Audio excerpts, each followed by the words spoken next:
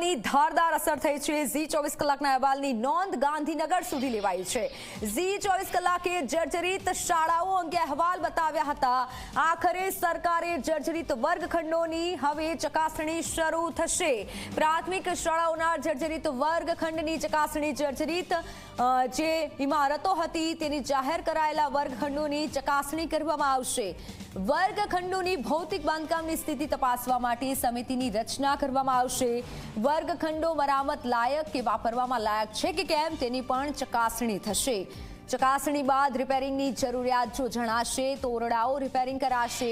જ્યાં જરૂર પડશે ત્યાં ઓરડાઓ તોડી પડાશે અને આગળની કામગીરી કરાશે। વૈકલ્પિક વ્યવસ્થાઓ મળ્યા બાદ ઓરડાઓ પાડી દેવામાં આવશે। ઓનલાઈન પર સંવાદદાતા હિતલ પારેખ જોડાઈ ચૂક્યા છે। હિતલ, ઝી 24 કલાકના અહેવાલની ધારદાર અસર પહોંચી છે, કારણ કે આ મોટો નિર્ણય લેવાયો છે, વધુ જાણકારી।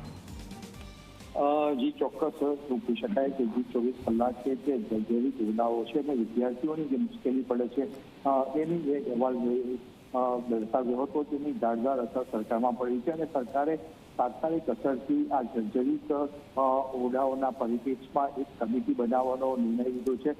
જિલ્લા વિકાસ અધિકારી ના અધ્યક્ષ સ્થાને જિલ્લામાં કમિટી રહેશે, જેમાં માર્ગ મકાન અને